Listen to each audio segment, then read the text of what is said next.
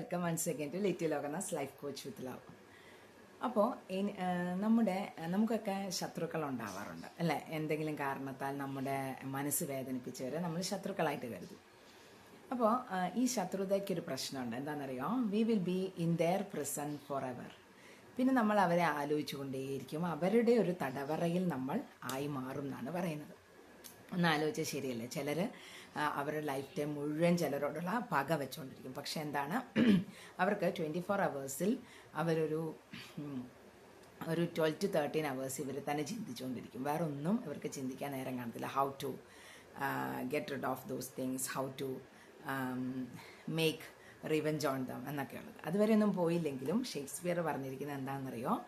Enmity ഇല്ലാതാക്കാൻ എനിമിയെ ഫ്രണ്ടാക്കുക എന്നുള്ളത്. നമ്മുടെ മനസ്സുകൊണ്ട് എന്ത് ചെയ്യുക, അവരെ നമ്മൾ സുഹൃത്തായി തീരുമാനിച്ചു കഴിഞ്ഞാൽ പിന്നെ എന്താണ്, നമുക്ക് ആ ഒരു തടവറയിൽ നിന്ന് നമ്മൾ പുറത്തിറങ്ങി എന്നാണ് പറയുന്നത്.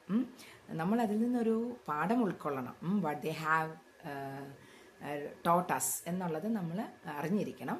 But forgive dum.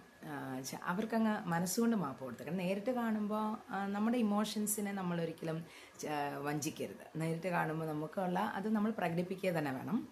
എന്നുവെച്ചാൽ അങ്ങനെയല്ല, നമ്മൾ അവരിൽ നിന്ന് നീങ്ങി we can distance from them, നീങ്ങി പോവുക എന്നുള്ളത്. But in our mind we are not having any ill feeling about them. അപ്പോൾ അങ്ങനെ ആയിക്കഴിഞ്ഞാൽ നമുക്ക് നമ്മുടെ ഹൃദയത്തിനെ തൂത്ത് വൃത്തിയാക്കി സൂക്ഷിക്കാം. അതാണ് എനിമിറ്റി, ശത്രുത ഇല്ലാതാക്കാനുള്ള മാർഗം. ശത്രുവിനെ മിത്രമാക്കുക എന്നുള്ളതേ ഉള്ളൂ.